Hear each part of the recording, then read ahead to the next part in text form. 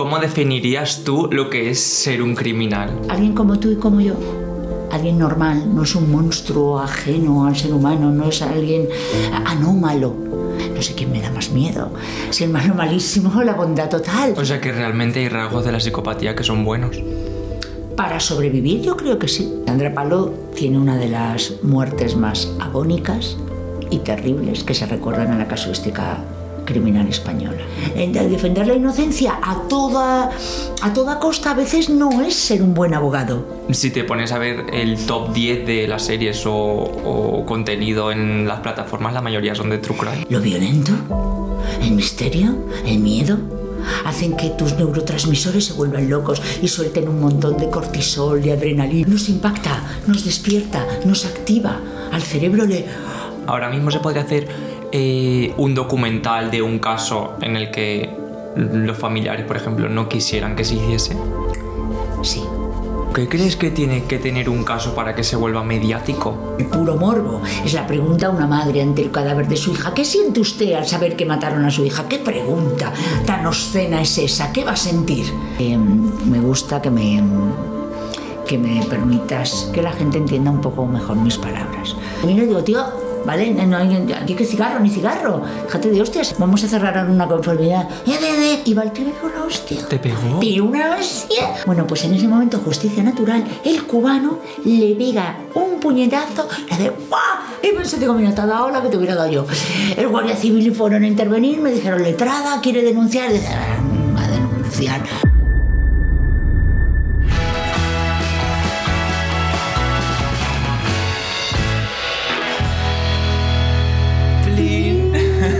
Bienvenidos al instituto. Una semana más. Hoy tengo conmigo una invitada chulísima, Beatriz de Vicente.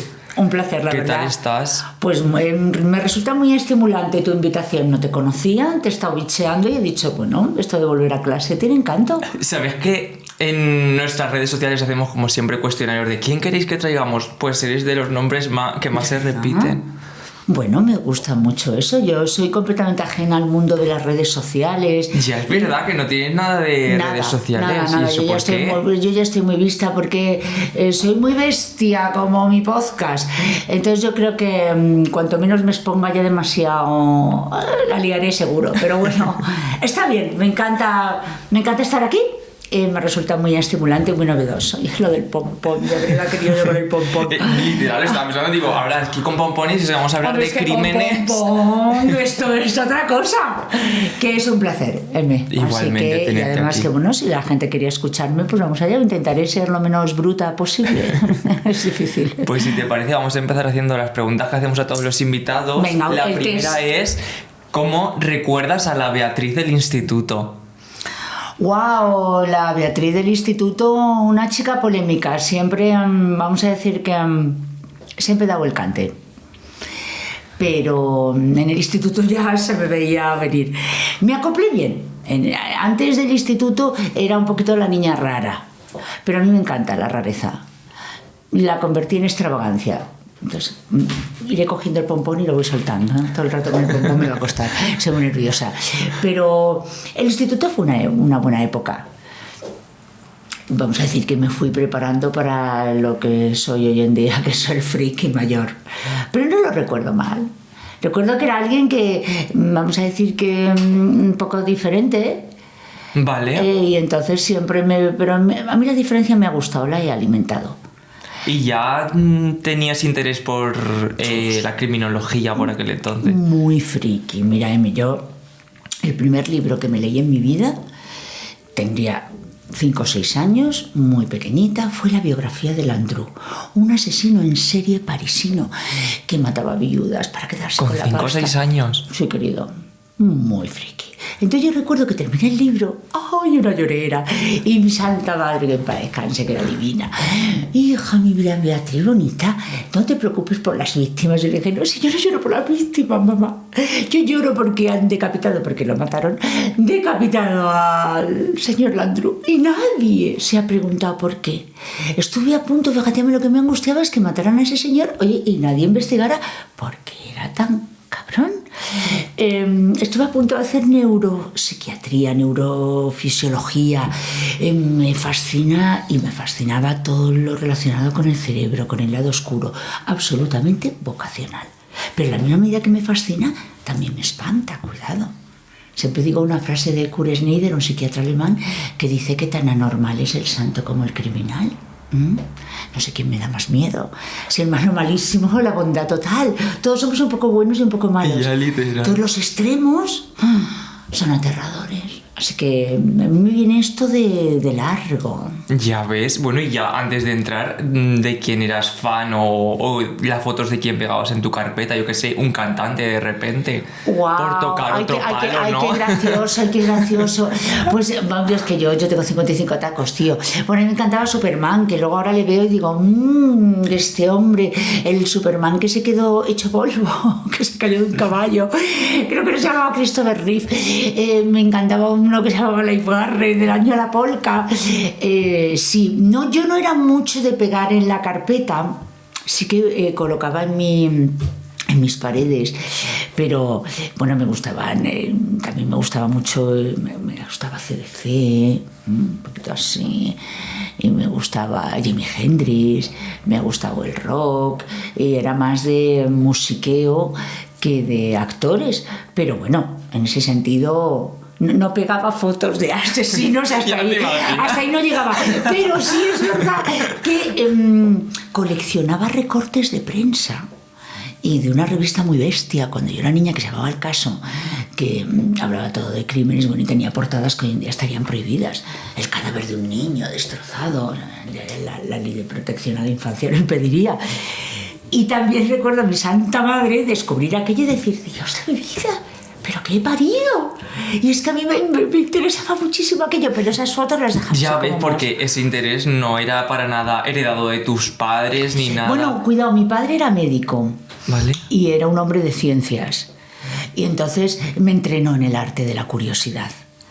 Y mi madre era artista, era pintora. Unos genios maravillosos. Sí, pero eso era algo, no sé yo, algo que está en mi filogénesis.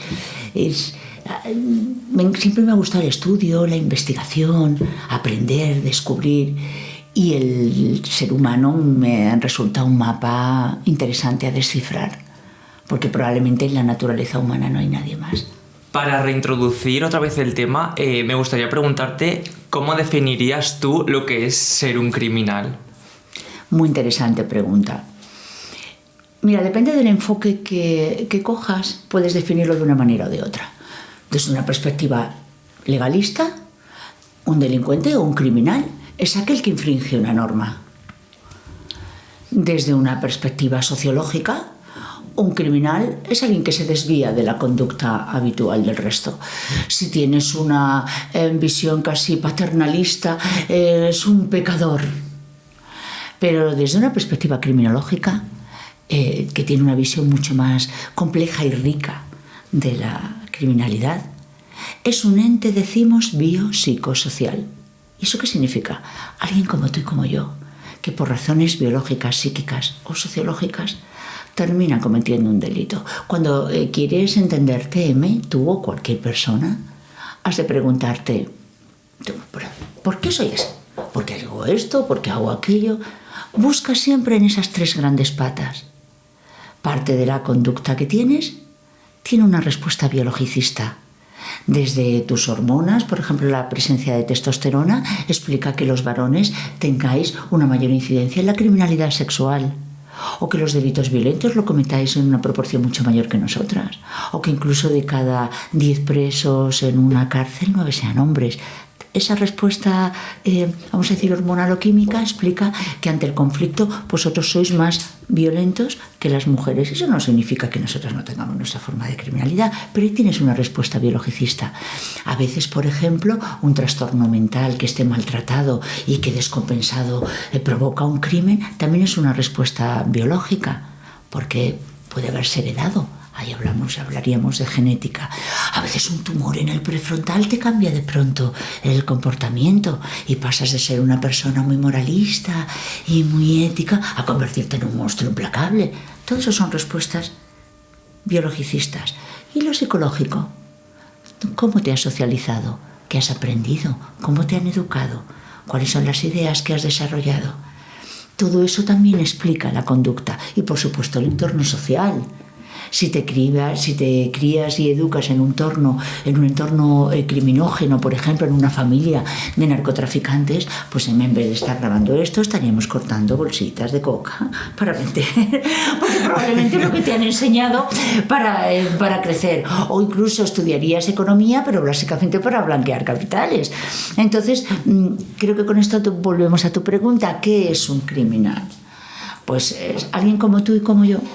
Alguien normal, no es un monstruo ajeno al ser humano, no es alguien anómalo, sino que por distintas circunstancias, a veces biológicas, a veces psíquicas, a veces sociológicas, termina infringiendo una norma. Lo que eso no es delito es un constructo social, M. En España, ser homosexual hace 60 años conllevaba penas de prisión. Hoy en día no es ni siquiera una opción, es una forma libre de ser y de vivir la sexualidad. En Arabia Saudí te cuesta la vida. En Nigeria todavía hay pueblos donde las niñas las cortan el clítoris. Es una tradición. En cambio, en España eso sería un delito de lesiones con deformidad que lleva penas de prisión de hasta 12 años. ¿Que eso no es delito? Depende de coordenadas geográficas, históricas, culturales. Todo es muy relativo. ¿Y los psicópatas siguen como un patrón de rasgos? ¿Comparten las mismas características todos? Es interesante. Los últimos estudios sobre la maldad, lo que llaman el factor D, en una universidad alemana, han hecho un descubrimiento interesante. Han venido a decir que hay algunas características, por decírtelo de algún modo, si tienes determinados factores de personalidad, es muy probable que tengas otros. Es decir, que si eres una persona altruista y generosa, es muy probable que seas bondadoso, que ayudes a los demás, que seas alegre y empático. Pero si, por ejemplo, eres especialmente egoísta y cruel, es muy probable que además tengas poca empatía con los demás, seas manipulador, mentiroso. Es decir, como moléculas que se atraen unas a otras. Es que esto de la psicopatía es un cajón desastre. Psico, mente, pata, alma. ¿Es un psicópata un enfermo mental? No. Ni clínica ni jurídicamente hablando. No. ¿Es un psicópata siempre un delincuente? No. El 90% no delinque nunca, siempre lo digo, el padre cacique, el jefe tirano, el amigo manipulador, la pareja extorsionadora, el compañero trepa, hijópatas, que decía un profesor mío. Manipuladores, mentirosos, maquiavélicos, sí, pero todos lo somos un poco, M. Todos mentimos un poco y somos un poco manipuladores, egoístas, egocéntricos, pero no nos instalamos a vivir ahí. Vamos a decir que son personas que, como decía Robert Herr, saben bailar, pero no escuchan la música. No sienten de piel para afuera. La pregunta es, ¿son siempre delincuentes? Como te decía, no, 90% no delinquen nunca. ¿Y son siempre malos? No necesariamente. Hay un libro maravilloso que recomiendo que se llama La sabiduría del psicópata, que habla del psicópata prosocial. ¿Qué ocurre si has nacido? Está escrito, por cierto, por un psicópata y es muy divertido. Imagínate, M, que no tienes empatía, no sufres por los demás, no te tiembla el pulso ante el dolor ajeno. ¿Te convierto eso necesariamente en un canalla? ¿Y si utilizas eso para ayudar a los demás? ¿Y si eres el que va a dirigir un batallón, por ejemplo, en un conflicto bélico para liberar a un pueblo? No te va a temblar el pulso.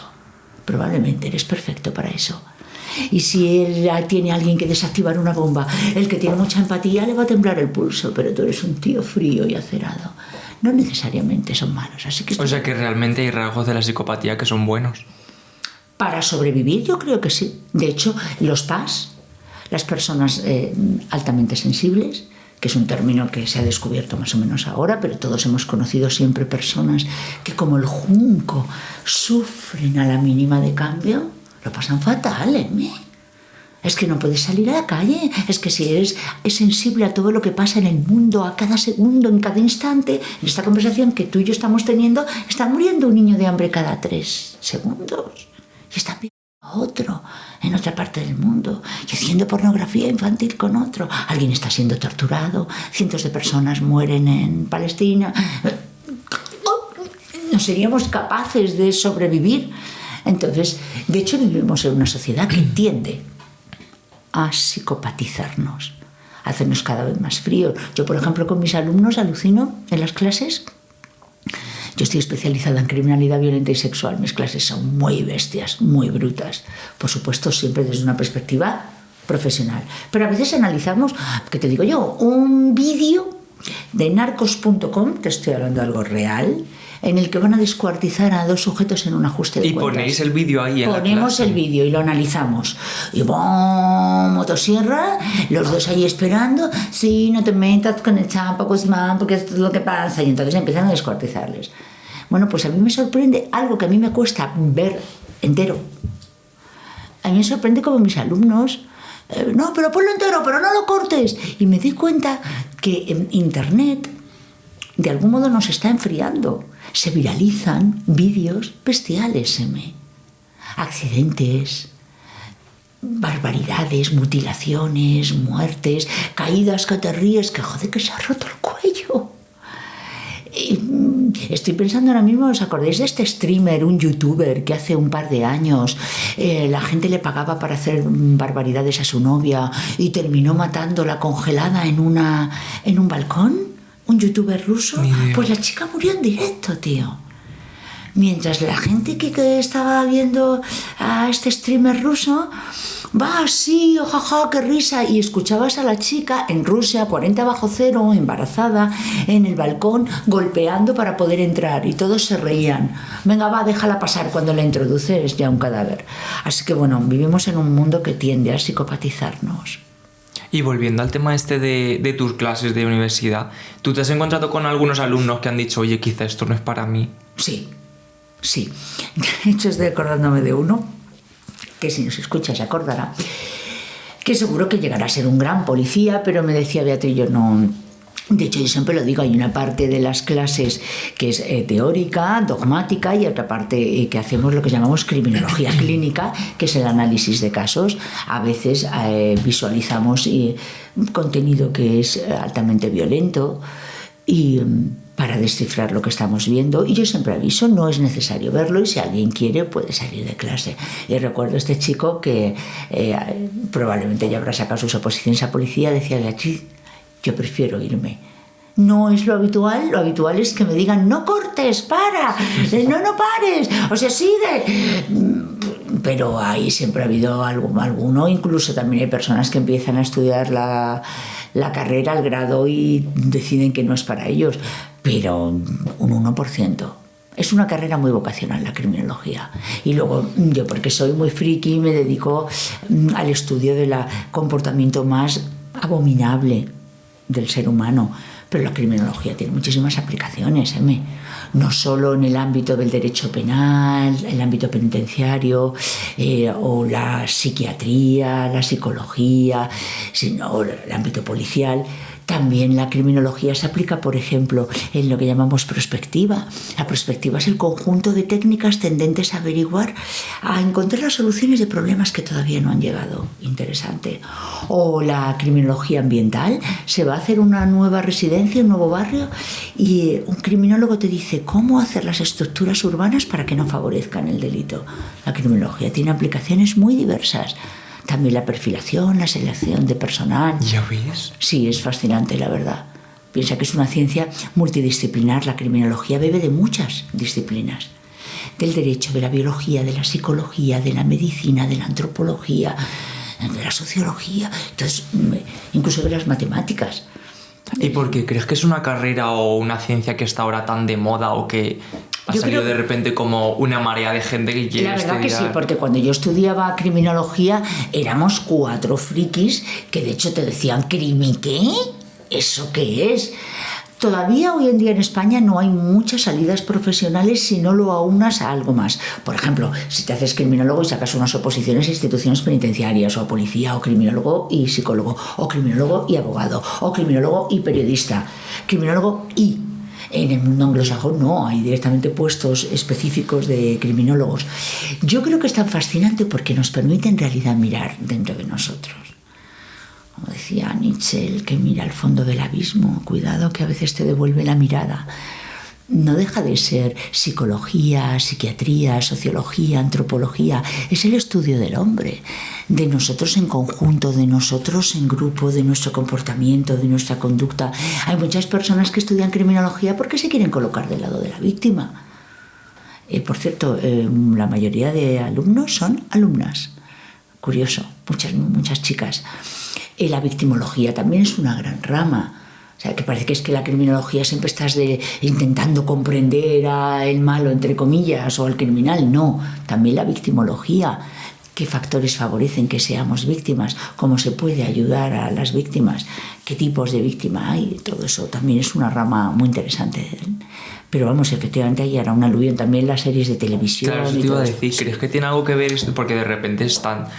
Si te pones a ver el top 10 de las series o contenido en las plataformas, la mayoría son de True Crime. Sí, ¿sabes lo que ocurre? Que es que la violencia... Primero, las dos grandes fuerzas de la naturaleza, Eros y Tánatos. La creación, el sexo, y la muerte, la violencia. Son las dos caras de la moneda, el yin y el yang. Tanto te atrae una cosa como otra. De hecho, ¿qué tiene una buena serie? Sexo y violencia es una buena serie. Y si además hay misterio. ¿Por qué? Pero tiene distintas razones. Primero, la violencia excita a tus neuronas. Pero cuidado, no es una excitación erótica. Es una excitación neuroquímica. Lo violento, el misterio, el miedo, hacen que tus neurotransmisores se vuelvan locos y suelten un montón de cortisol, de adrenalina. Por eso nos gusta el miedo, por eso nos gusta el terror, porque nos impacta, nos despierta, nos activa. Al cerebro le impacta. Yo creo que es la palabra más correcta. Pero es que luego también psicológicamente te gusta conocer qué hace el malo para tener cierta sensación de control. Además... el true crime o todo el género de la criminología maneja emociones que todos conocemos: la ira, los celos, el miedo, la venganza, la angustia, la ansiedad, con lo cual son emociones que las que de algún modo también te puedes llegar a identificar.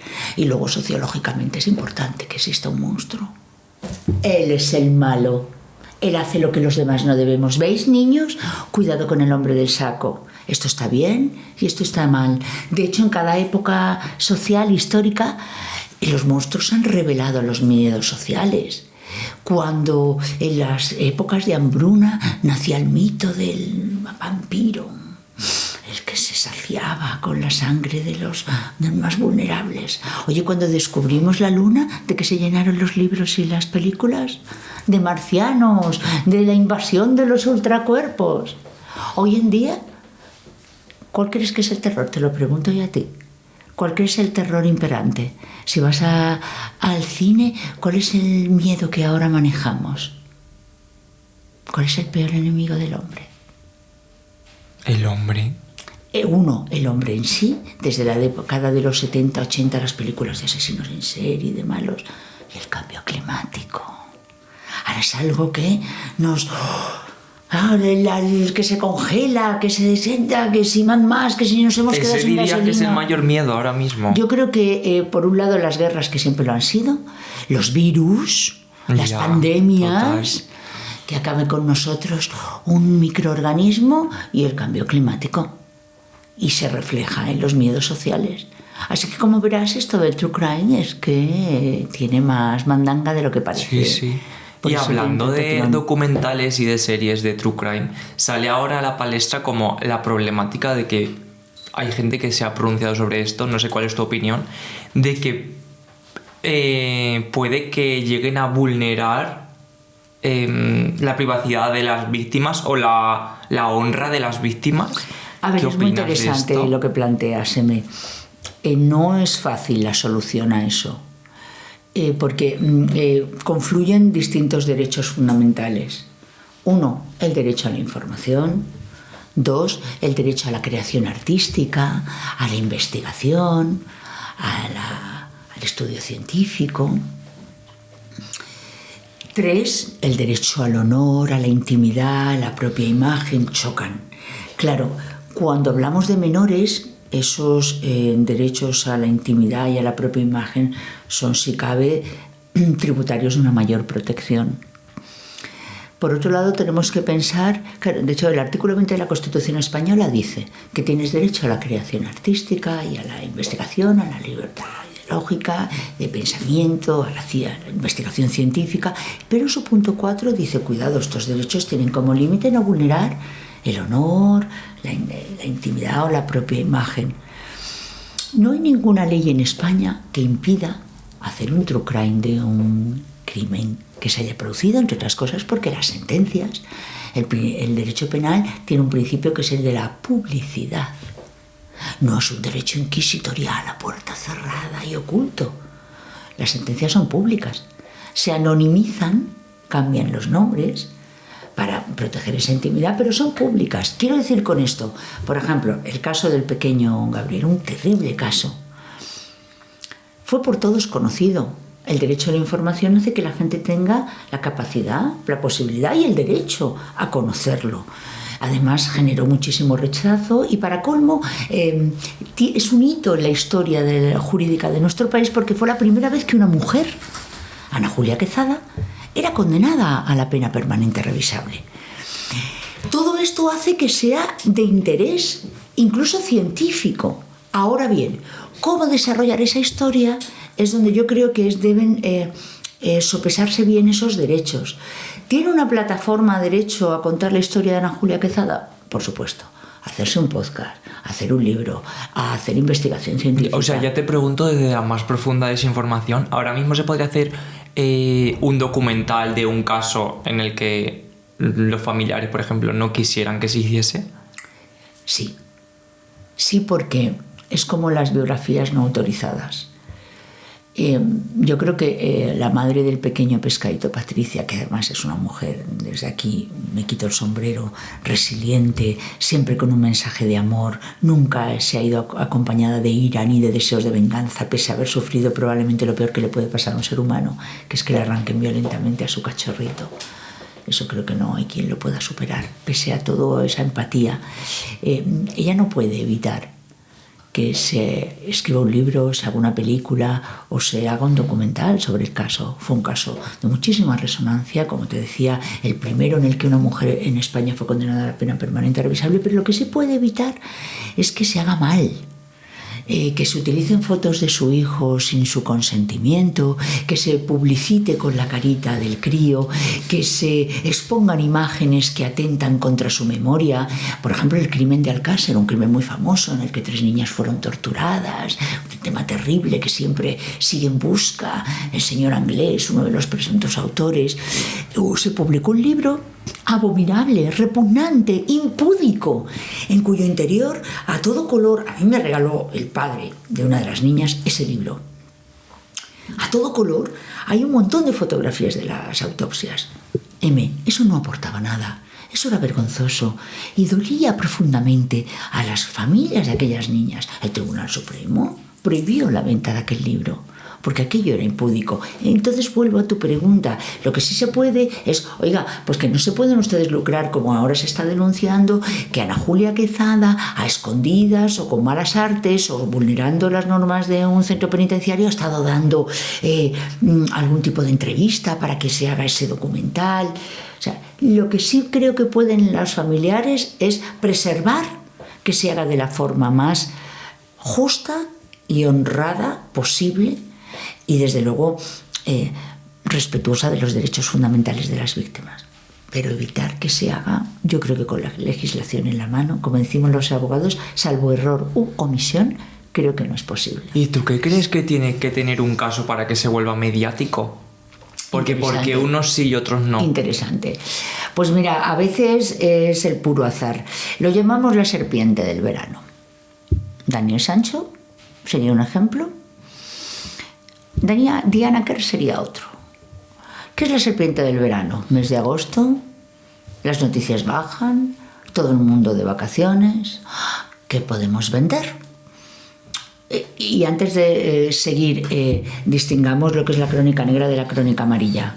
La crónica negra es un género periodístico completamente lícito, también tiene un subgénero que es la crónica judicial, en el que se relatan accidentes, crímenes, vamos a decir noticias de índole muchas veces violenta, o delictiva, siempre con un interés informativo, documentando las fuentes, comprobando la veracidad de los datos y que cumple el derecho a la información. Y luego está el amarillismo.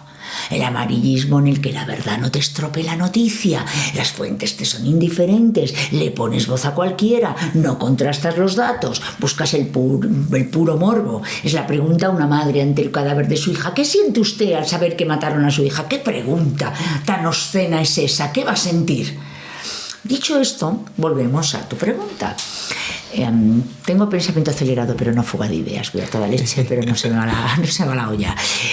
Llega el verano y hay que vender alguna noticia. Entonces llega lo que llamamos la serpiente del verano. La serpiente del verano es un término periodístico, un poco de coña, el que ha habido un monstruo en Valencia, han visto una especie de...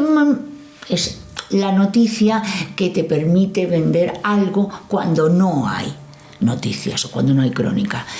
Si nos reunimos mes de agosto, le ocurrió a Daniel Sancho, le ocurrió a Diana Kerr. Si reunimos que además hay juventud, Daniel Sancho lo es, Diana Kerr lo era. Si además le sumamos que hay sexo y muerte, en el caso de nuevo aquellas dos fuerzas, en el caso de Diana Kerr, la posibilidad de que un depredador sexual se lo hubiera llevado, además está desaparecida. En el caso de Daniel Sancho, que si había relación o no la había con la víctima, y además un descuartizamiento.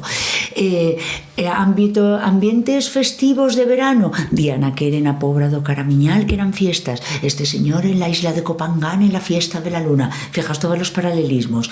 Luego, para colmo, Daniel Sancho es hijo de una saga de actores famosos. Diana Kerr lo era, una chica bien de un barrio muy rico de Madrid, cuyos padres además se van a pelear en los platos de televisión. ¿Lo tienes todo? Tienes todos los elementos. El hecho de que además haya operadores jurídicos, ya sean abogados u otros personajes, que van a ir a los platos de televisión. Esos son los elementos necesarios para que unos casos como los de Diana Kerr no se hagan mediáticos y otros como el de Diana se haga mediático. Como verás, siempre somos multicausales. O sea, todo es muy polifacético. Pero si hay personajes que van a ir a hablar a los platós, juventud, sexo, violencia, ámbitos festivos, todos estos elementos lo convierten en... Pero sobre todo, lo que más lo va a sostener en el tiempo es que haya personajes o profesionales que vayan a defenderlo a televisión. Eso es lo que lo va a alimentar. Ese es el fuelle. Pero luego también hay como simples desapariciones sin saber en cómo acabaría la cosa, que se han hecho mediáticas y era una simple desaparición. Bueno, o sea, hay miles y miles de desapariciones y hay muchas desapariciones inquietantes. ¿Y por qué unas específicamente se vuelven...? Pues porque reúnen todos esos elementos que las hacen más pintorescas.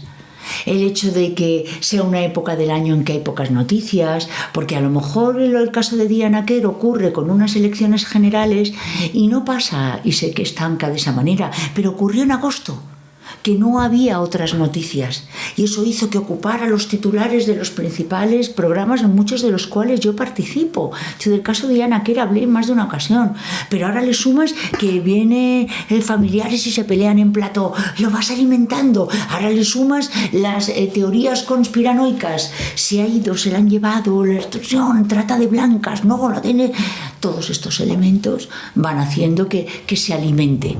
Los casos en televisión perviven si se alimentan. Y se alimentan sobre todo de personas que no tanto de los que podemos comentarlos o no. Porque por un analista como puedo ser yo en televisión no alimentas una noticia un día detrás de otro. No, tienes que tener base para eso. Y normalmente comunicados de prensa, el otro que aparece, el padre que contesta, la madre se enfada. Estos son los titulares que van dando, y ahí es donde la crónica negra empieza a perder equilibrio y empieza a inclinarse hacia la crónica amarilla. Cuando ya empiezas con Diana Kerr, que si la pobre chica había tenido o no había tenido determinadas vivencias, que si era o no era esto, que si los padres la querían o no la querían, que si todo eso era ruido mediático, para la familia basura. que les puede hacer mucho daño. Esa exposición mediática, además, lo llamamos victimación secundaria, que es la que deriva después de la acción criminal. Y a veces es demoledora, Emi. Ya, se me está viniendo a la cabeza, no sé si recuerdas tú, la vez que la madre de Sandra Palo fue a un plato de televisión y de repente le pusieron la entrevista Bueno. al asesino de su hija. Tocas un tema... Sandra Palo tiene una de las muertes más agónicas y terribles que se recuerdan en la casuística criminal española. A la pobre Sandra la cogen un grupo de chicos, entre los que se encontraba el Rafita, que ha sido posteriormente detenido en multitud de ocasiones con un perfil criminal terrible, y a la pobre cría, a ver, que tampoco es cuestión de recordarlo con exactitud porque es demasiado bestia, pero probablemente de las muertes más horribles que se recuerdan. Una niña de 16 años. Creo que tenía 16 años, si mal no recuerdo. No sé si es un dato que me estoy equivocando. La cosa es que su madre consiguió algo muy importante, que fue una reforma de la ley del menor, la posibilidad de personarnos como acusación particular en casos cometidos por menores de edad. Rafita, para colmo, tenía 14 años, con lo cual su condena fue irrisoria desde que está en libertad. Bueno, por cierto, tiene club de fans, que eso es para hablarlo. ¿En serio? Sí. Se llama hibristofilia, la fascinación por hombres violentos. Luego te la explico si quieres. Vale. La cosa es que la explotación que se hizo de la mamá de Sandra Palo en platos de televisión fue vergonzosa y dolorosa. Yo recuerdo haber coincidido con ella en algún plato. Tenían que haber protegido, yo no sé si su entorno, si ella misma, no lo sé, no quiero apuntar a nadie porque yo no soy nadie para juzgar, pero aquella mujer, cada vez que hablaba de su pequeña Sandra, se deshacía, se desmadejaba, era dolor puro, era terrible, M. Entonces, efectivamente, como tú dices, llegó un momento que ya era pornografía visual. ¿Qué le parece lo que dice? ¿Qué le parece? Y ella se desgarraba. No era soportable ni para el espectador, era un dolor absoluto, era imposible no empatizar con ella. Su hija había tenido una muerte horrible, todo en este asunto era... Y ahí yo creo que el tratamiento mediático explotó hasta la indecencia, el dolor de aquella mujer. Era terrible encontrarse con ella, pero porque era lo que hablábamos antes, ¿no? Esa pregunta impúdica. ¿Y qué sintió usted cuando vio el cadáver de su hija? Pero ¿esa qué pregunta es esa? Ya ves. Es como si alguien le preguntas, oye, ¿y lo pasaste mal cuando murió tu madre? Pues como no seas Aníbal Lecter, cuando muere una mamá lo pasas fatal. Ya no te cuento cuando muere un hijo. No me lo quiero imaginar. Así que efectivamente fue un tema muy doloroso y yo creo que muy maltratado, M. Totalmente. Me dejo hecho polvo. No, ya ves, o sea... No, lo siento, es que... no, es así, a ver, que no puede contar este soy tema. una tía divertida, pero si nos vamos yendo a los rincones más oscuros del alma humana, por mucho que coja el plumero nos remontamos, ¿eh? Vale, te voy a preguntar ahora sobre tu trabajo antes de entrar en algún caso que quiero comentar contigo. Tú pregúntame todo, ¿vale? Lo que quieras. ¿Qué es ser abogado de trincheras? A ver, ser abogado de trincheras es estar del lado de los más desfavorecidos. Los abogados de trincheras, no soy la única, somos muchos, somos abogados del turno de oficio. En el turno de oficio no preguntas si eres el bueno o el malo, coses la herida. Yo siempre lo digo, es como un médico de urgencias que cuando llega alguien no pregunta si es un pederasta o un asesino, lo cose, sí o sí. Entonces tú en el turno de oficio estás al lado de los más desfavorecidos, de personas que no tienen medios económicos y también de seres de lo más repugnante. Y no puedes decir que no. Les invitas a llegar a un acuerdo cuando son claramente culpables y si se niegan, pues como yo digo, son defensas de perfil bajo. Señoría, que mi cliente dice que no. Pero a mí me gusta mucho el turno de oficio. Aprendes mucho, es una gran escuela. Hay mucha gente que es víctima del sistema. Hay, porque parece que no, pero los hay. El que está en el lugar equivocado, en el momento equivocado. Están los falsos culpables, los que no debían haber sido ni siquiera detenidos. Y luego está el desgraciado de la vida, que la vida no ha sido generosa con ellos. Y no lo justificas, pero comprendes. Porque, como siempre digo, comprender no es entender. entender es tender hacia lo mismo, pero comprendes, descifras, pues sobre todo drogodependientes o personas que se han criado en ambientes muy marginales, que no han tenido otra oportunidad, cuando te encuentras con mulas que se han tragado a lo mejor casi 1 kilo de cocaína, porque para salvar a su familia de la pobreza te quedas hecho polvo, Y luego está el malo. El malo al que con el tiempo yo, pues también lo digo, siempre soy un poco Quentin Tarantino, que le dice, que lo has hecho. O sea que todo lo que pactemos o todo lo que podamos hacer es para bien, bájate de la moto. Entonces, bueno, yo creo que ser abogado de trincheras es que no soy una abogada elitista de famosos, no, yo soy una abogada de calle, de debajo del puente, de gente de lo más. De hecho, tengo guardia dentro de un mes y pues vete tú a saber lo que me encuentro.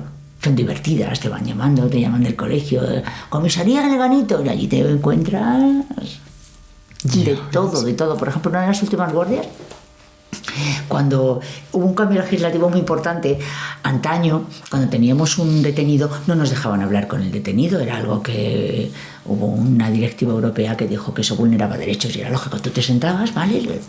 El instructor, el secretario, y tú mirabas como no hables, le dabas un golpe, el policía, ¿está hablando con él? Que no le he dicho nada, que sí, que lo voy a... Sí, no es coña.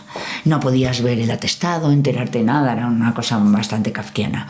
Entonces hoy en día nos dejan un cambio muy importante y hoy en día tú llegas, quiero hablar antes con el detenido. Oye, tío, mira, mejor cállate aquí porque no conocemos de qué va la cosa, eres dueño de tus silencios y esclavo de tus palabras. Así que acógete ahora tu derecho a declarar. Oiga, quiero ver el atestado, a ver así qué es lo que ha pasado. Mira, te acusan de esto y esto. Así que por ahora, esa será la conversación más habitual. Pues estoy en comisaría de Vallecas y mi cliente me dicen que ha matado un perro a patadas. Fíjate qué barbaridad, ¿vale? Que va por la calle, que parece ser que un perrito chiquitito le ha ladrado y el tío lo ha pisado y lo ha matado a patadas. Lo ha destrozado. Digo, delito execrable. Quiero hablar con él antes. Mira, y entonces el policía, yo no entendí en ese momento la coña. Me mira y dice, ¿quiere hablar antes? Vale, ¿eh? Sí, yo pensé, dice, ¿el policía este? Pues claro que quiero hablar con él antes.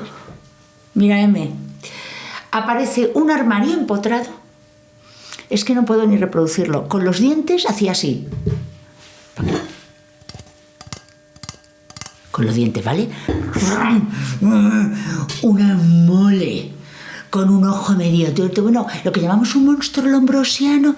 Mira, ¿cómo sería el tío? Que yo al instante fue a verlo y me puse detrás del poli. Y me dijo, letrado, no quiero hablar con él. Digo, no, con usted delante. Un tío aterrador. Eso es ser abogado de trincheras. Cuando tienes que defender a un monster así.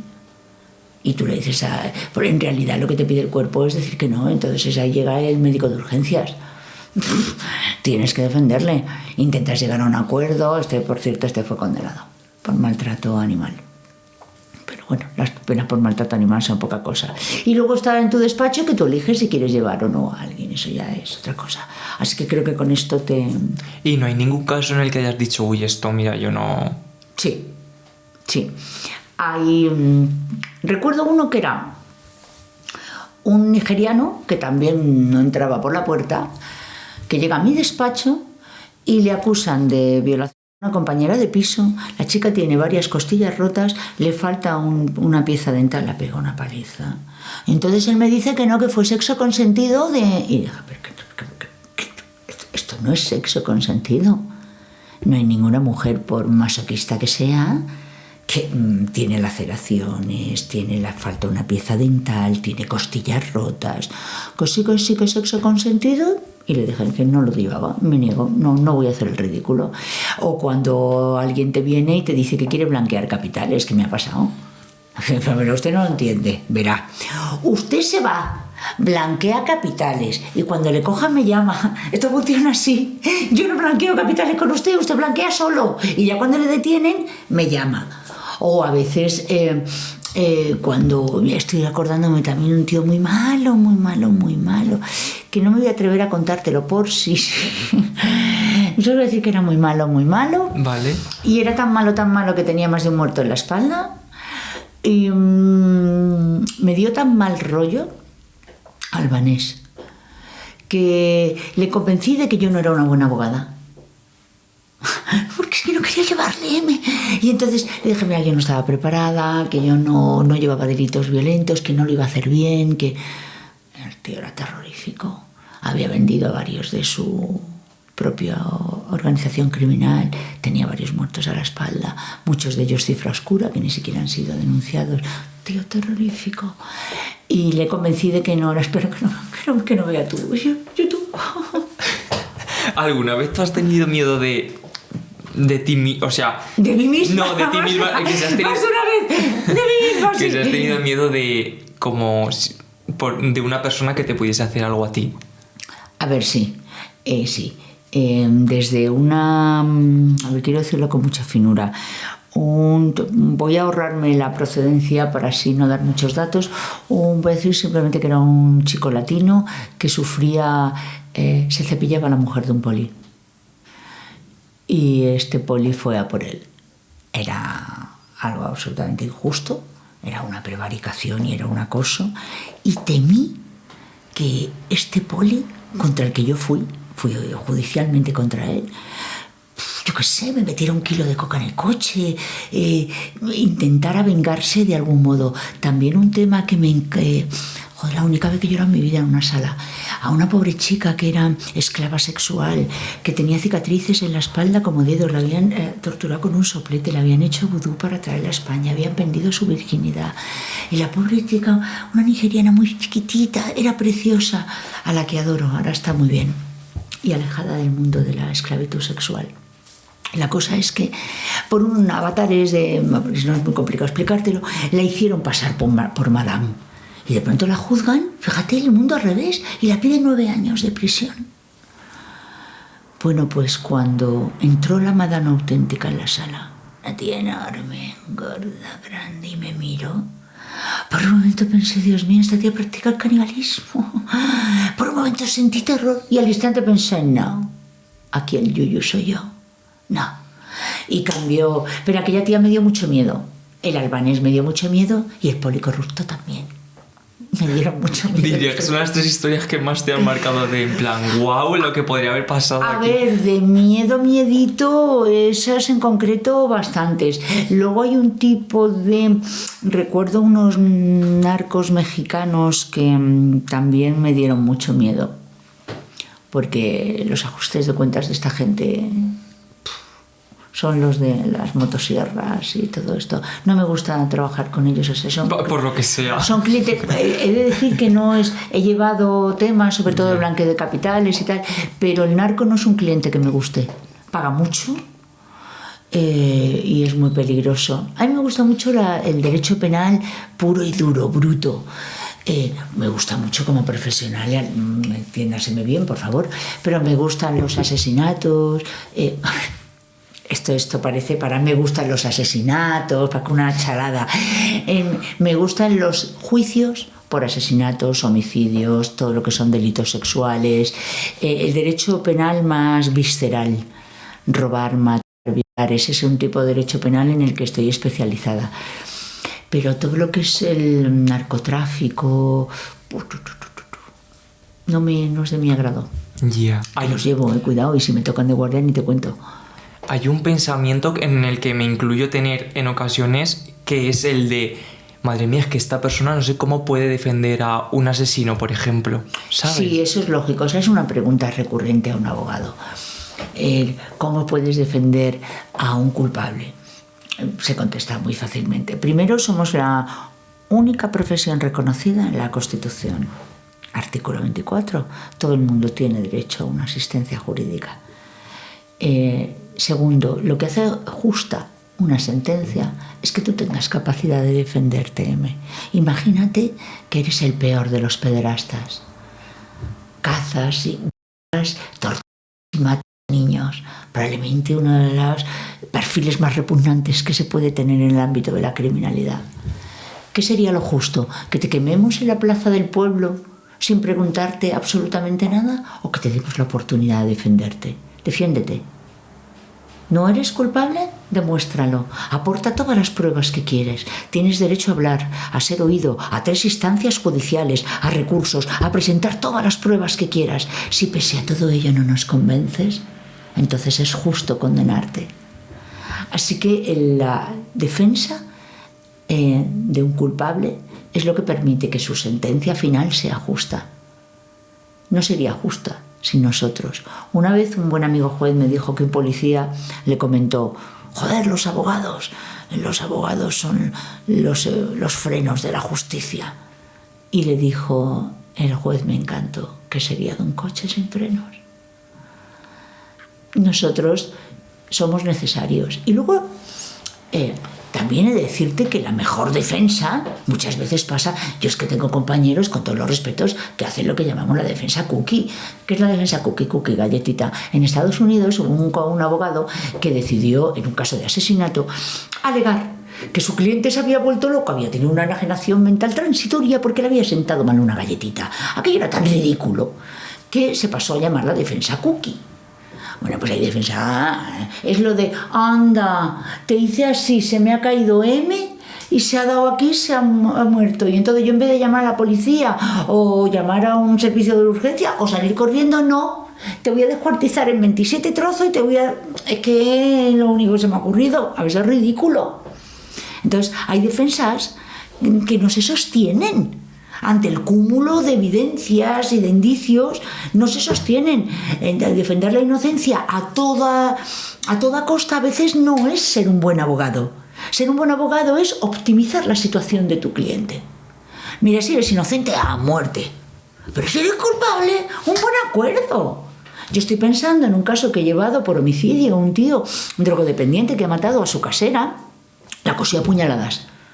Pero es que la casera le proporcionaba la cocaína, él era adicto. Lo hemos dejado en 8 años y medio. Si yo me niego, hemos pagado a la víctima, hemos pedido perdón, hemos reconocido los hechos, hemos acreditado la drogodependencia, hubo confesión. Un buen acuerdo es la mejor defensa para un culpable. O conseguir ganar por defectos procesales, que también ahí tienes que tener técnica jurídica. Pero lo de defender a toda costa la inocencia cuando las evidencias son completamente contrarias, creo que no es un buen trabajo. Eso, lo único que garantiza es la peor sentencia. Total. Así que creo que te he contestado. Sí. ¿Y alguno de tus casos ha terminado en prisión permanente?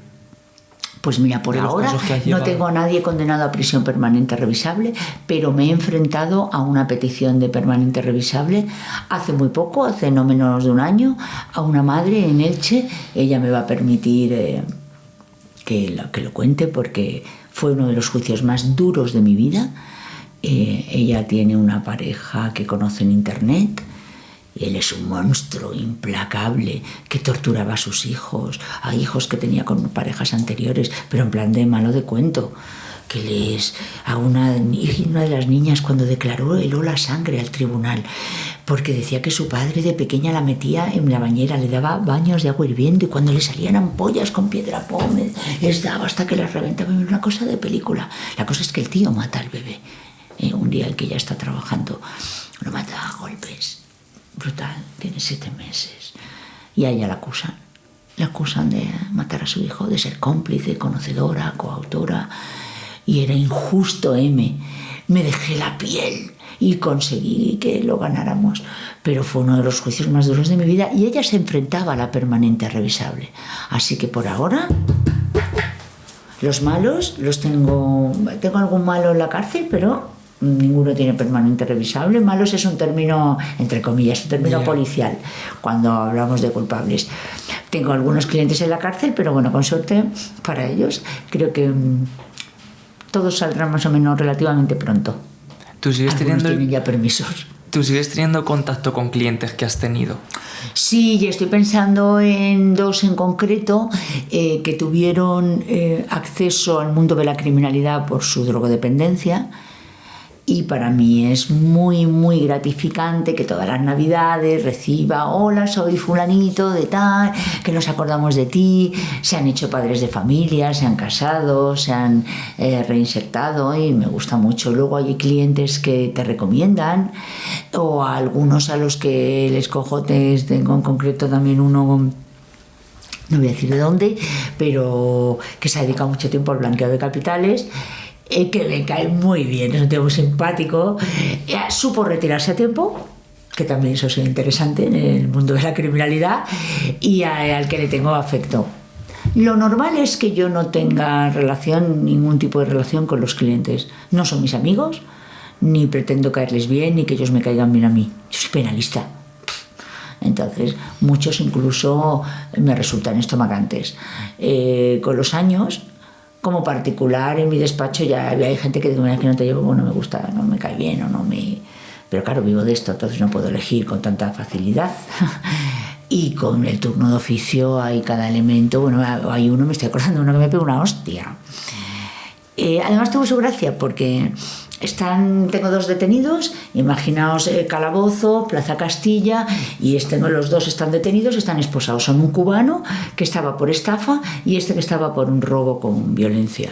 Y empiezan: dame un cigarro, tía, dame un cigarro, tía, cigarro. Y digo: mira, tío, imaginaos, que están los 2 esposados y una pareja de la Guardia Civil. Y vamos a entrar en el juzgado, que además le voy a cerrar una conformidad al puñetero del cigarro. Dame un cigarro. Y le miro y digo: tío, ¿vale? No, me deja de fumar hace tiempo, adiós, gracias. Digo: ¿qué cigarro? Ni cigarro. Déjate de hostias, si vamos ahora a cerrar, yo soy bruta, hablando con ellos. Vamos a cerrar ahora una conformidad. Y va el tío, me pegó una hostia. ¿Te pegó? Pero una hostia. ¡Pam! Y aunque intenté eludirla, me la llevé. Bueno, pues en ese momento, justicia natural, el cubano le pega un puñetazo, le hace: ¡guau! ¿Pero qué hace? ¿No se pega una mujer? Me encanta, muchas gracias. Y pensé: digo, mira, te ha dado la que te hubiera dado yo. El Guardia Civil fueron a intervenir, me dijeron: letrada, ¿quiere denunciar? Y dice: a denunciar. Pero el tío me cayó fatal en ese momento. Claro, le cerré el acuerdo, pero cuando llegamos porque el lío que había que ir a juicio, le pedí a un compañero que fuera. Porque a mí la hostia me ha caído fatal. Pero en líneas generales que hay de todo, hijo. Hay cada elemento. Ya ves. Y algunos son muy bordes. Hay algunos, por ejemplo, que no les gusta que les toque una mujer. Me acuerdo también un marroquí que cuando me vio, y empezó a escupir. Y le dije: ¿tú tienes dinero? Y me mira y me dice: no. Digo: pues cáeme bien, porque te toca como abogada, no te queda otra. Oye, ya pues, dejo de hablarme en marroquí chino. Pero luego hay gente simpática, luego hay gente que te pide: ¿y qué te debo? Muchas gracias. Que no me debes nada, el turno de oficio no tienes que pagar nada. O los que te vienen toda la familia. En fin, al final suele ser algo, a veces es incluso entrañable. Porque te toca de todo, gente que está más para allá que para acá, mucho indigente, muchas personas a las que hace mucho tiempo que nadie les da la mano. Y de pronto te acercas: hola, soy su letrada. Y te como diciendo: wow, de pronto alguien me trata con dignidad, que luego vas y te lavas la mano, claro, porque si llevo yo viviendo en la calle varios meses, está meado, cagado, vomitado. Pero tú le tratas con la dignidad de: ahora soy su letrada, sí, esto es tal. Y entonces hay veces que ellos mismos, wow, se impactan. Luego te da mucha pena. Hay mucha gente que ha llegado a la calle y eran personas como tú y como yo, que tenían casas y familias y avatares de la vida, les ha llevado ahí. Cuando trabajas en el turno M te das cuenta de que la vida a veces no es generosa con mucha gente. Te hace abrir un poco las miras. O sea, yo estoy flipando con todas las historias que me estás contando. No me esperaba para nada que... Y darte cuenta de las diferencias y de gente que también que lo pasa muy mal y cómo seguimos castigando al que es diferente, al raro. Entonces, bueno, te hace un poco más humano. Y también un poco borde, porque todos nos reímos, somos abogados de trincheras, todos cuando estamos en una guardia, pues los abogados de oficio tenemos mandanga. Lo haces porque quieres, eso también es importante. Voy a recuperar mi pompa. ¿Y cuál es tu opinión acerca de la reinserción? Pues que es posible, que es factible, que es el fin último de nuestro sistema penitenciario, que si las cárceles fueran pozos inmundos donde tiramos a la gente, entonces estaríamos como en la Edad Media, que encerraba a todo aquel que era un poco diferente y condenados al ostracismo. Ahora bien, teoría economicista del delito. Hay gente a la que le vale la pena, obtienen más beneficios delinquiendo que no haciéndolo. Delitos urbanísticos, prevaricación, cohecho, malversación de caudales públicos. Creo que cuando los delitos son económicos, no creo mucho en la reinserción. Y ya no te cuento cuando hablamos de delitos sexuales, por ejemplo, cometidos contra niños, cuando tienes una sexualidad perversa, cuando te gustan cosas terribles, el porno hardcore con menores, o la violencia extrema con víctimas muy vulnerables, o las abuelitas porque eres gerontofílico. Y los niveles de reincidencia son altísimos. Hubo una famosa doctrina, la doctrina Parot, que bueno, van a complicaros mucho. Fue un recurso que interpuso un sujeto en relación a los beneficios penitenciarios. Lo resuelve Europa y vino a decirle a España, oiga, este señor tiene razón, luego ya cambiamos la legislación para que eso no ocurriera, pero eso permitió que salieran a la calle muchos agresores sexuales altamente peligrosos. Más del 90% reincidió. Entonces, ¿creo en la reincidencia? Sí, sobre todo de las personas que han llegado al delito por la drogodependencia, por socializaciones defectuosas, por ambientes de marginalidad, por la pobreza, porque hay. Ahora, cuando son delitos económicos, de corruptela política o de sexualidades salvajes y perversas,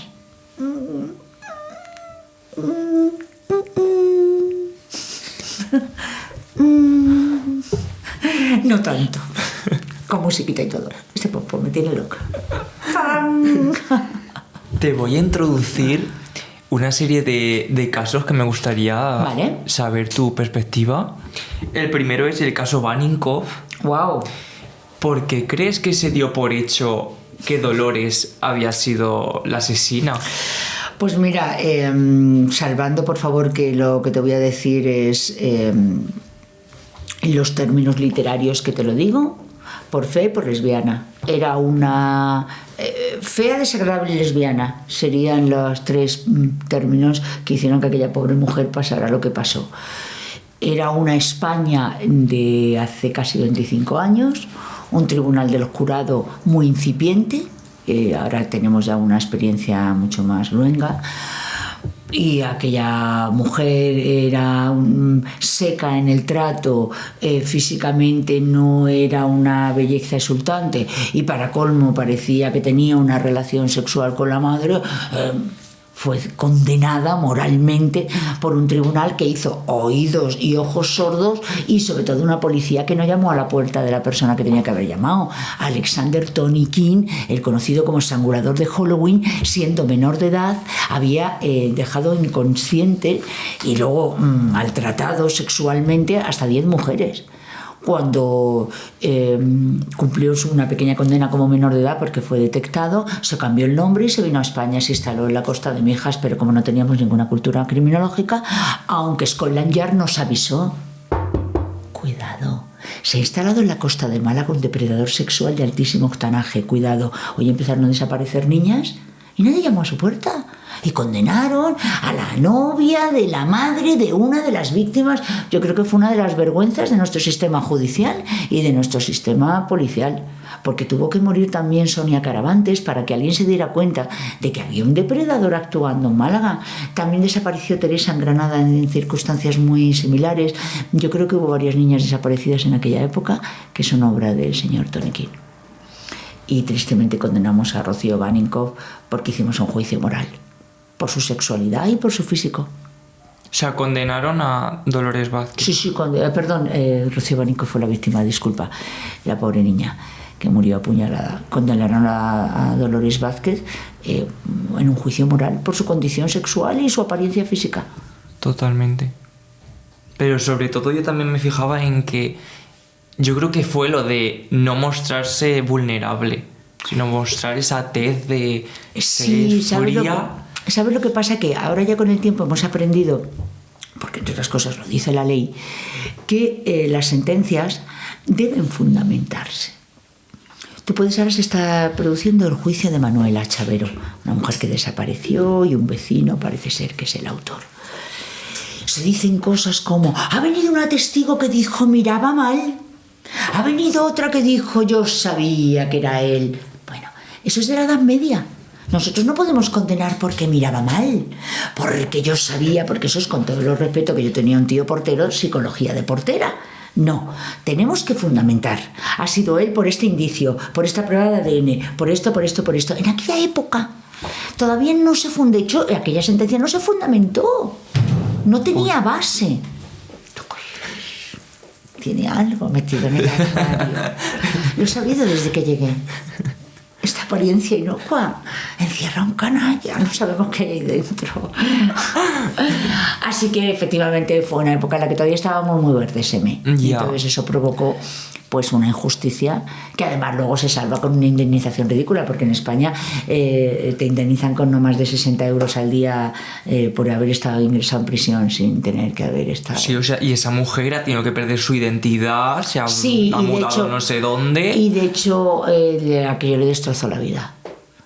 Y son años que no recuperas nunca. Eso nadie te lo devuelve.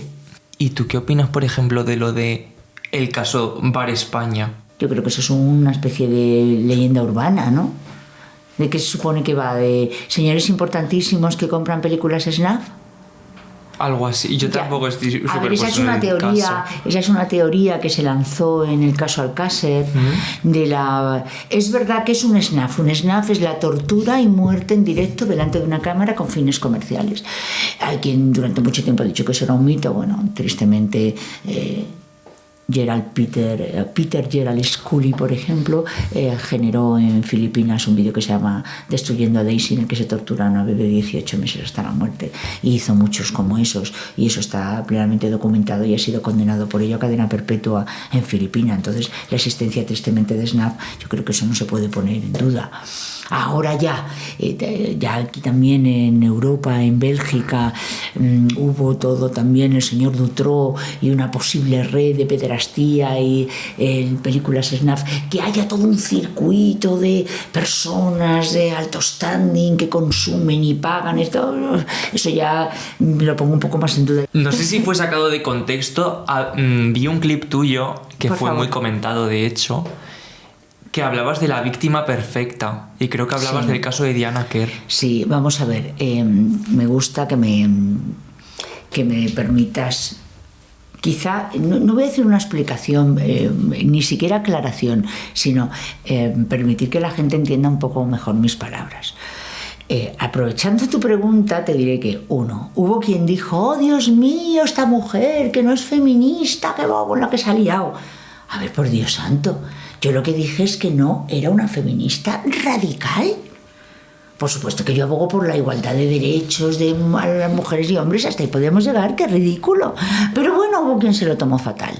Luego también con Dani Alves, que yo defendía al asesino. No, por Dios, intentaba poner en la balanza una parte y otra. Ahora también, y ahora te contestaré a tu pregunta, también incluso en una reciente entrevista en televisión a la vuelta de Tailandia del tema de Daniel Sancho, ¡oh, es que está blanqueando a Daniel Sancho! No, lo que pasa es que yo soy abogada penalista y me enseñó mi profesor García Andrade, maestro psiquiatra, que detrás del monstruo siempre hay un ser humano. Entonces yo hablaba del ser humano, no hablaba del sujeto que ha descuartizado a otro, no me colocaba en esa posición. Detrás del sujeto más execrable del mundo siempre hay un individuo, incluso un niño, y a mí me gusta hablar con ese niño o con ese individuo. Dicho esto, la víctima perfecta, ¡qué barbaridad! Vamos a ver, desde la perspectiva del asesino o del cazador. Hay una ciencia que es la victimología, que estudia todo lo relacionado con la víctima. La víctima como receptora de la acción criminal, que debido a eso sufre una merma física, psíquica, patrimonial, personal. Pues bien, la victimología nos enseña cosas muy interesantes, y entre ellas los tipos de víctimas que hay, la interactuación entre agresor y víctima, lo que llamamos criminodinamia. Una víctima no es el mero mobiliario de la escena del crimen, no es una mesa, es un ser sintiente, viviente, que interactúa. A veces te resistes en un robo y en vez de quitarte solo el bolso, terminas con un navajazo. Y no eres culpable, pero tu resistencia ha provocado una reacción adversa. En el contrario, eso lo llamamos criminodinamia. Y hay una cosa muy interesante que se llama factores victimógenos. Circunstancias, elementos que favorecen que unas personas sean más víctimas que otras. Algunos son innatos y no dependen de nosotros. Yo tengo un factor victimógeno, por ejemplo, para ser víctima de un delito sexual, mayor que el tuyo, que es ser mujer. Porque fisiológicamente tengo algo que puede interesar a un violador heterosexual. Eso es un factor personal. Si me comparo con una chica de 15 años, ella tiene mayor, yo tengo 55 y ella 15, ella tiene un factor personal de edad mayor que yo. Eso se llaman factores victimógenos. Luego los hay de estilo de vida. Oye, pues si soy taxista por la noche y trabajo sin mampara, tengo más probabilidad de que me roben que a un señor que trabaja en una oficina en un banco. O si soy policía. O si soy portero de puerta, tengo más probabilidad de sufrir una agresión física que un señor que trabaja en un supermercado cortando jamón de york. Y luego están los situacionales. Si tú no sales nunca de tu casa, difícilmente vas a tener una agresión. Si te encanta ir a rave y volver sola andando de noche, pues puedes colocarte en una situación en la que tengas un mayor factor victimógeno. Hablando de Diana Kerr, era una chica preciosa, que había salido sola, que estaba a las 3 de la mañana, tiene todos factores personales, joven, mujer, incluso su apariencia de fiesta bonita, situacionales, sola, de noche, de estilo de vida, porque se ha ido a una fiesta, puede que haya conocido o no incluso a su propio agresor, y todas esas circunstancias, a ojos del agresor, la convertían en una víctima perfecta. Y ese es el término de víctima perfecta. Perfecta para los fines del agresor. Que no culpable. ¿Pero cómo va a ser culpable? Tú no eres culpable, la víctima no es culpable. Lo que no significa que, como te decían tus abuelas, ten cuidado. Tú y yo nos vamos a una rave, ¿vale? Sabemos lo que son las raves, ¿verdad? Fiestas presuntamente ilegales, venga, una rave divertida. Vámonos tú y yo a un polígono, a un monte. Si te agarras tú, la del pulpo, y acabas con tu cartera en la mano, ebrio como el borracho como una cuba, así tumba, pero en cambio yo bebo moderadamente, no me agarro la misma que tú, y por tanto mi cartera no sale de mi bolsillo, ¿quién de los dos tiene más posibilidades de que al día siguiente la cartera no esté con él? ¿Tú o yo? Te pregunto. Yo. ¿Eres culpable? No. ¿Tienes parte de responsabilidad por lo que te ha pasado? Supongo que sí. ¿Supones bien? Has realizado una serie de actos que han favorecido tu victimación. Que eso no te convierte en culpable. Y el que te ha robado la cartera comete un delito como si me la quita a mí. El delito que comete es el mismo. El mismo. Te la hurta a ti que estás completamente borracho, dormido con la cartera en la mano, o a mí por un despiste. Pero tú, sin querer, has impulsado, favorecido tu victimación. Eso no te hace culpable. Entonces son conceptos que hay que comprender, estudiar y analizar. Cuando se estudian en victimología, estudiamos los factores victimógenos, hablamos de las conductas lo que decíamos, desde elementos que la víctima, oye, ¿qué culpa tiene? Pues es mujer y tiene 15 años, o aquellos en los que la criminodinamia, la dinámica de la víctima sin querer, favorece su victimación, pero eso no lo convierte en culpable. Es que es muy importante y muy interesante que lo aclaremos. Porque una cosa es los niveles de responsabilidad, sin querer, y luego se te da. ¿Es que no tengo derecho a emborracharme? Por supuesto. Y a quedarte tumbada así, por supuesto, y a ir sin ropa interior. A lo que te dé la gana. Tienes todo el derecho del mundo. Pero piensa que vives en la selva y que la selva está llena de depredadores que buscan víctimas. Y que si se lo pones fácil, compras boletos. Eso no significa que seas culpable.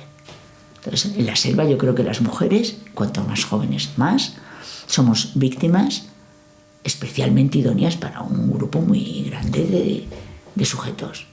Así que Si podemos evitarlo, seamos listas. ¿Y tú crees que vivimos rodeados de más psicópatas de lo que creemos? A ver, la psicopatía se calcula que afecta a un 1 o un 2% de la población. Así que tú, que tienes una vida social muy grande, seguro que conoces a más de uno. Luego hay gente que puntúa alto en una psicopatía, pero te recuerdo que no igual es psicópata a delincuente. Es un error. La mayoría de sujetos que cometen auténticas barbaridades no son psicópatas, ni son enfermos mentales. Son tíos que deciden, o tías, que deciden actuar en ocasiones por pura maldad, funcionalidad, pragmatismo, venganza, celos, intereses económicos, sexo. No estoy enfermo y no soy un psicópata, lo hago porque quiero. Sé que es aterrador, pero es así. Entonces, bueno, yo no vivo viendo asesinos ni maleantes, pero también te digo que según va cayendo la noche me vuelvo bastante precavida. Lo que no fui cuando era adolescente, que no fui nada precavida. Probablemente por eso tengo un máster estupendo hecho. Para ir terminando, te voy a hacer una pregunta que no respondes, porque yo te escuché en una entrevista y no la respondías, pero a ver qué me puedes contar sobre los temores que tiene Beatriz de Vicente. ¿Cuáles son tus miedos? Sí, bueno, me encanta porque eso generó también muchas especulaciones. A ver, el mayor miedo que uno tiene probablemente es a sí mismo, pero es muy probable que la vulnerabilidad. Yo voy de tía dura por el mundo, pero porque la gente me ve así. De hecho, me hace gracia. A veces me dicen los juzgados, joder, se te escuchan los pasos, porque cuando ando piso, no soy pequeña, pero piso como fuerte, ¿no? Y mucha gente me dice, joder, es que impones. La imagen que tengo de mí es que soy una tía muy simpática, que soy dulce, accesible, pero por lo visto desde fuera no llevo otro rollo. En realidad, probablemente un temor es el gorrión que llevas dentro. Tú llevas una máscara de guerrero, que en realidad lo que guarda es alguien bastante más sensible. Pasa que creo que por ahí van los tiros. O sea, ¿te da miedo mostrar esa parte de ti, sensible, es vulnerable? Probable, sí, la parte más vulnerable, la Beatriz más sensible, porque probablemente es a través de la cual se me podría dañar. Entonces probablemente la protejo. Es muy probable que sea eso. O sea que igual no es miedo, es protección, sin más. Sí, es prevención. De hecho, el miedo y el temor, me gusta la diferencia, igual que entre el raro y el extravagante. El miedo tiene un estímulo externo. Hay un león, ¡ah! Tengo miedo. El temor nace de dentro. Así que yo diré que no, miedo al ser humano. Y temor, quizá a mí misma o a la pequeña Beatriz que hay dentro de mí. Y antes me empezaste la entrevista, qué bonito círculo, en el instituto. Y yo te decía, bueno, siempre fui como un poco la rara. ¿Sabes la diferencia entre el raro y el extravagante? Seguro que tú también eres un raro. El raro es apartado por el grupo. No cumple ninguna de las normas, entonces es como el grupo no lo quiere. El extravagante, en cambio, rompe normas secundarias. En la forma de hablar, en la forma de expresarse, en la forma de vestir, en la forma de ser. Pero las principales, los buenos días, las buenas tardes, las normas que hay que cumplir, las acata. Entonces el grupo lo acoge. Ese es el extravagante. A cambio siempre le van a decir, tú tienes que seguir siendo el extravagante porque te he otorgado ese papel. Te permito saltarte algunas normas, pero a cambio a lo siempre. Tiene algo de tiranía. Pues yo pasé de ser la rara antes del instituto, del tema del colegio, por una educación muy liberal, pero luego chocaba con la realidad que había a mi alrededor. Como a mí me divertía ser la rara y lo alimentaba y asustaba, en vez de ser víctima de acoso, que podía haberlo sido, me daba la risa. Jugaba a eso. En el instituto me convertí en la extravagante. Y hoy en día ya directamente es una friki total. Así que, bueno, era por darle el broche. El anterior invitado te dejó una pregunta. ¿Ah, sí? Curioso, Dani Blázquez. Tu letra tiene gracia, tienes algunos ganchos de agresividad. Tiene algo de agresividad contenida. O sea que puedes analizar hasta la letra. Bueno, tengo, ¿qué niveles de psicopatía ves ahí? No, tengo niveles importantes. Pero tuve grafología, psicografología con la maravillosa Silvia Ras, es una asignatura que teníamos en criminología. Pero tiene un punto infantiloide, Dani va muy bien porque tiene incluso carita, pero es un tío muy inteligente. Mira, ¿ves el punto de la I? Tiene algún rasgo regresivo, apegado a tu pasado. Bueno, no te voy a psicoanalizar, voy a contestar a la pregunta, que ya me vale. ¿Cómo cometerías el crimen perfecto? ¿Y dónde esconderías el cuerpo? Bien. Pues mira, no escondería el cuerpo. El cuerpo se quedaría in situ. Y si quisiera matar a alguien sin dejar rastro, molería cristal y se lo daría a beber. Provocaría una hemorragia interna de origen difuso, que podría confundirse perfectamente con un accidente. El crimen perfecto es aquel que no parece un crimen, así que haría que pareciera un accidente. ¿Tú crees que podrías cometer un crimen y que nadie supiese que eres tú, que fuiste tú la asesina? No tengo intención de... El odio... te diré, el odio es muy coqueta. Entonces, el odio y la ira, el rencor, solo le duelen a quien los padece. Y además son malísimos para el estómago y para el cutis. Entonces, yo no practico el odio, practico la indiferencia. Me encanta cómo venció Merlín a Morgana olvidándola. Así que sí, por esa vía difícilmente me cargaría a alguien. Ahora, en una situación de supervivencia, no lo dudes. Pero tienes las herramientas. No lo dudes, en una situación de supervivencia no dudes que mataría. O una situación de extorsión, adoro a mi sobrina Alba, es como si fuera una hija. La adoro, si tuviera que matar por ella lo haría. Sí, Alba, lo haría. Así que, contestando a Dani, que parezca un accidente, de manera que el cuerpecito se queda donde está. Porque si intentas ocultarlo, tú mismo lo estás convirtiendo en algo ilícito.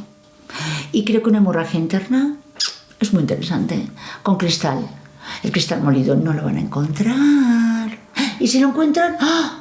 ¿Se bebió una esquirla de un vaso? Puede ser. ¿Cómo lo veis?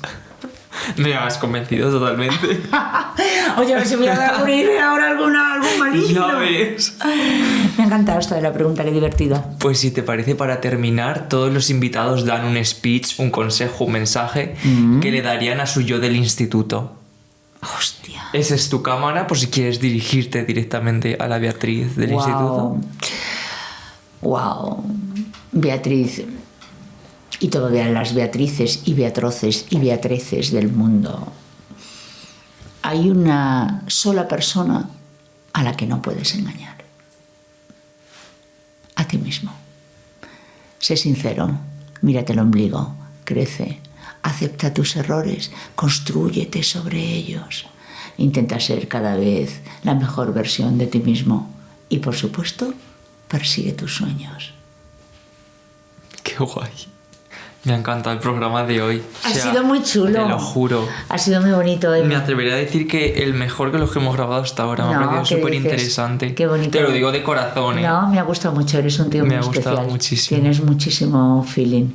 Una persona muy curiosa y llena de luz. Así que ha sido un placer. Muchas gracias por venir. Qué bonito. Encima qué festivo, bonito. Hay que recalcarlo. Que hoy es festivo y has venido. Es verdad. San Isidro. Pero como me ha gustado, oye, lo de dar un mensaje casi me emociono, ¿eh? Lo de dar un mensaje a la Beatriz. Ya, es que es una técnica que utilizan muchos psicólogos de hecho, conmigo lo hicieron. Y es como, Dios, hablas con esa persona. ¿Verdad? Es hablar contigo mismo. Sí, sí. Muy bonito. Con esa parte que de hecho a ti te da miedo mostrar vulnerable. Es pues vamos como a acabar con abrir esa puerta. Sí, vamos a acabar con un... Y nada, vosotros muchas gracias por escucharnos una semana más. Nos vemos la semana que viene con más clases y más historias. Y no faltéis porque pasamos lista. Chao.